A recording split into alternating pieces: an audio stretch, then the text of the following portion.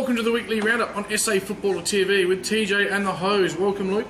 G'day TJ, how are you? And how are you to our listeners and our viewers? Yes, I'm okay now. I had a pretty distressing Saturday afternoon at the live call where I watched an awesome Salisbury North, run over the top of Payneham. We'll get to that game in a minute though. Thanks to Payneham New Old Junior Footy Club for having us there on the weekend. And great day. 1,500 listeners. I'd like to say thank you very much for taking the time to listen to us, and hopefully you enjoyed it, and we will continue to hopefully improve and have live streaming and live calling coming to you a lot more next year. That's the plan. Yeah, it was great to get all the feedback we were getting during the game, and text messages, Facebook messages, etc, etc. Yep. So it was great. Yeah, it was good. Just trying to bring grassroots footy to you people, and with your support it will happen, so it was great. Oh, that's the future, because if you have a look around the Southern Footy League, the Great Southern, the Barossa and the Hills have all got live calling of games, so it was a natural progression that we would have to do something.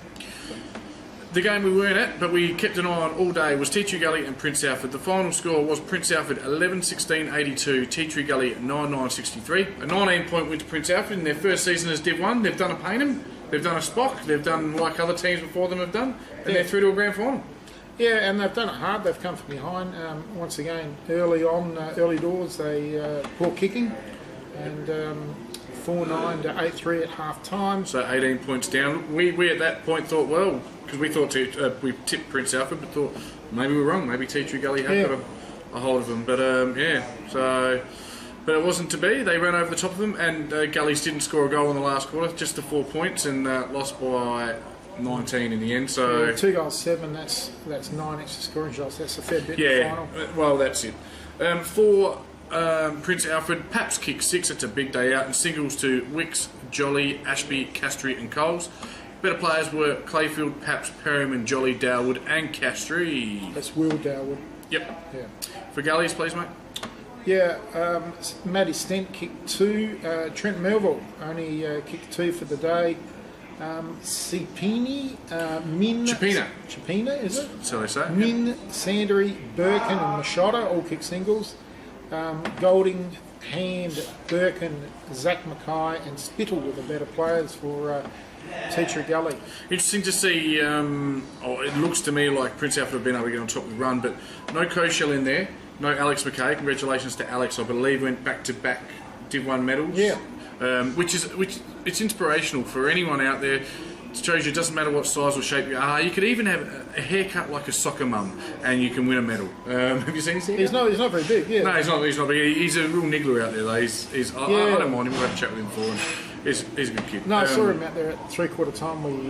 We did a couple of live calls this year, so I went out 3/4 time. Oh, he can play. He gets a bit chirpy, and he is a little chirpy fella, and interesting. Bit of a character. You've got to be a player to have a haircut like that, young McKay. But no, well done to you.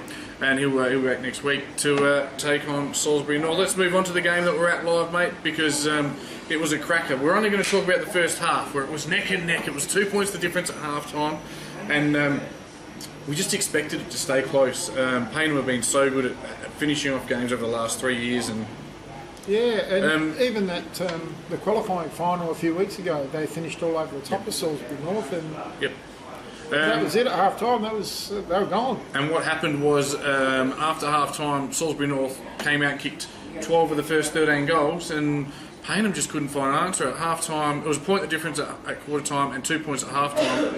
By 3/4 time, it was 4 goals of difference, and you thought still Payneham, maybe they get the momentum back. But Salisbury North's last quarter, 8-goal one, irrepressible. They're playing Ducks and Drakes with their best players, because I sat down and thought about their best players. They had 8 guys rotate through them, and I'm going to put it out there, even if the Payneham boys are watching. You know I love you, Payneham boys. We got smashed in the middle. The 8 guys that rotated through Salisbury North's middle were just brilliant. I'd probably disagree. I thought those best players were pretty good. Oh, you don't think Joey Hay would be in there? I thought Hay would have most certainly been in there. I thought he was best on ground. But that's the key one for but me. Morganti, Morganti did a job on Davis. Yeah. Stephen Evans. Now that was a brilliant coaching move from Gavin Chaplin. Yeah. Now for the first time, and he went back on top of Nick Jolly. Yep. And he went back to fullback. I've never seen Evans play fullback ever. I don't think he ever has. And he went back fullback. And when Jolly went into the ruck, he went with him, and then just kept going backwards and forwards with him. Yep. Young Russo then could ruck against Bold, and it was a very good coaching move. Tremendous. Clinch was brilliant through the midfield. So for me, the best two players were Clinch and Hay, but Muganti I'd certainly have in there as well. Yeah, the job he did on And the Davis. one in the second half, he probably had 15 touches. Matty Sharp, the former Painter boy, kicked 3 goals and set 3 up. And we just had no answer for him, and he was just so clean by foot, that elite football ball use, and he just got too much time and space. Yeah, Stengel was very good. He picked up a ton of the footy. Yeah. Solly up forward. I saw you see he kicks 3. He was really good. You're right. Sharp played really well. Yeah, but you look at it was Drainer, Dryman, Stengel, Nason had a run in there. Joey Hay was in there most of the day, and because I kept calling in the live call, who's in there now, and it was different names all the time. They really did rotate, stay fresh, and Yeah, well, Nason spent a lot of that time inside 50, and they had Nason's paddock, and they just left him one out inside 50. So, you know, I think, you know, as much as Macca is a great coach, I think Gavin Chaplin probably got the better of him with a few moves on Saturday, and that was just me watching, and that's no indictment on Macca. He's absolute legend of the game. But and as much as I love the Paynham boys and some of my best mates, I mean, one of them was even my wedding party. Salisbury North were too good. yeah, So what do you say? no, just on the day, I think, you know, they had the better of the day, and which is, you know, they come away with a 10-goal win. You can't really say much else. And I mean, Salisbury North aren't nobodies. People very quickly forget they were leading in the 2008 grand final against Google when Google were at their absolute peak, took some shocking decisions, and got run over in the last quarter. And then, of course, I mean, I don't want to hang souls out to dry, but Jamie Solly kicks that goal against Ross Trevor. There's no grand final replay for them to lose. No. You know, and yeah, they win that grand final. So Games are often won and lost in the coach's box, and I won't say just Gavin Chapman, because I'm sure Dallas Wiles have the same matters as well. Yep. But you know, a few of those moves that weren't there on qualifying final day, that they just shuffled the side around and had the right match. They used a bit of it for education purposes. Yep. They had a look at Paynham. They saw who they had to go to, and I think they did it really well. do you think Gavin Chaplin's watching this and shut it up, boys, shut it up, don't give Tea Tree Gully anything? We're only here to comment on the game. We're not here to. We're not here to. You go through the players like young Lawler was good. They really DeVries in the back pocket. He killed Agorastus. DeVries was fantastic in the back pocket. Nason chipped in with 2. They had so many good players on the day. Russo in ruck, I love the way he goes about it, because he's a 17-year-old high school kid who just jumps and jumps and jumps, and the big bodies get around him. So. Yeah, but I don't think it really matters. We're talking about their lineup to play Paynham. Now, Paynham's lineup's entirely different to Teacher Gully's. Pertaringa and Paynham, very different grounds too. And also different lineup. Now, you've got Koshal and the ruck. You know, are you going to ruck young Russo against him? Probably not. You're going to probably have a bigger body with an Evans going there. So you're probably not going to have Evans starting at full back, because Melbourne would just have too much pace for him, you know, back there. Too much of a jump as well, I think. Yeah, just way too much. No, that was a move designed for Jolly. Yeah. You know, so All right, I can't see enough that about lineup. Paynham losing. All right, we're out. And straight sets for Paynham, just for those of you that are at home, and we've sent plenty of clubs home in straight sets, so it happens. We'll be back next year bigger and better, and I think we're already on the lookout for a few players. Yeah, So both sides will do their homework, who they have to go to. That'll be a different lineup this week as well. I would goal have thought. kickers for Paynham were Pippett, Davis, both kicked 2. Then singles to Strato Agorastus, Iannucci, O'Leary, and his brother Alan Agorastus. Best players Bauer, O'Leary, Clark, Baldwin, Pride. For Salisbury North, Solly and Sharp both kicked 3. And again, the spread of goal kickers: Hood 2, Stengel 2, Nason 2. Singles to Pape, who might be in a bit of trouble, up for a red card. Only because he got a red card. I didn't see the incident at all. I doubt it, because we once again, we're not saying for any reason, this is Monday night, we just thought it was a blood rule. We didn't think there was anything, did we? We just said, oh, this is a blood rule, and that was it. So, Let's get through it, mate. It's going to be a 20-minute segment. Drainer, Clinch, Hay, Russell and Wiles also kick goals, and we've mentioned the best players already, which brings us to the main event this week, a Division 1 prelim final. It's at Pertaringa Hose. It's Tea Tree Gully, of course, taking on Salisbury North. I tell you what, the merry men of Salisbury North, the Hawk Hoodlums will be out in force, led by Sean Dutchy Holland. Tea Tree Gully have got a massive supporter base. The red cans will be all over the place. It's going to be a great day at Pertaringa. $5 a car it was to get in a couple of weeks ago when I went. Why wouldn't you?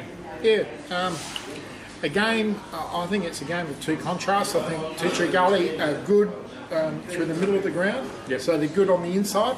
Whereas I think Salisbury North are better on the spread and with their pace, and they'll be trying to flick the ball out wide, and they'll be getting Clinch and Stengels and Hood with blistering speed, sharp I reckon Nason will move from a forward line up to a wing at Peteringer as well. Yeah.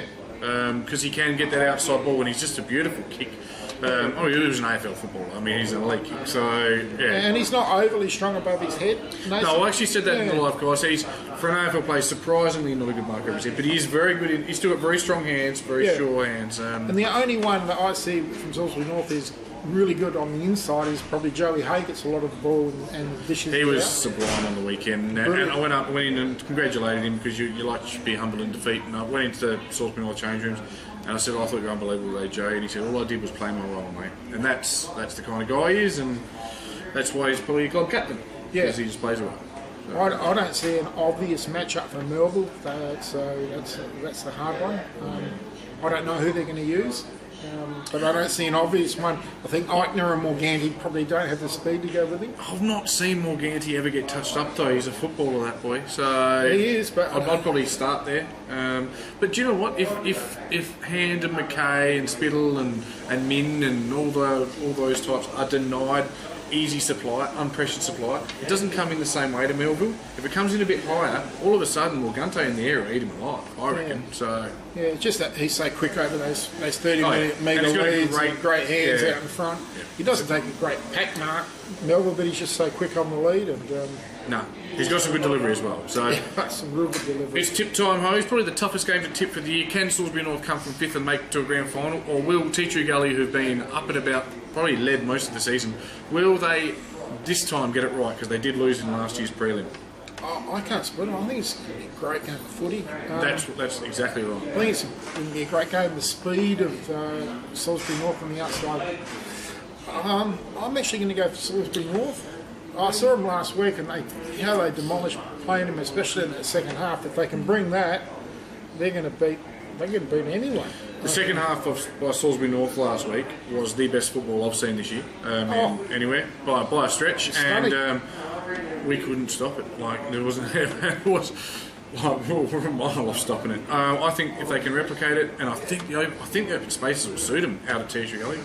I can't see Gullies or Prince Alfred beating what they dished up last week. It's just a matter of like the Bulldogs in the AFL. If they play that way again, they'll beat Hawthorn this week, but it's just getting it to happen again. I'm going to take Salisbury North as well. You've gone Salisbury North? Based on what I saw last week, yeah. But if you saw me before last week, I would have said Gullies. But, they were brilliant last week, Salisbury North. Yeah. Yes. Well, we've both taken Salisbury North. We're back next week for the prelim final review and the grand final preview of Div 1. Thanks for joining us on SA Footballer TV. Thank you.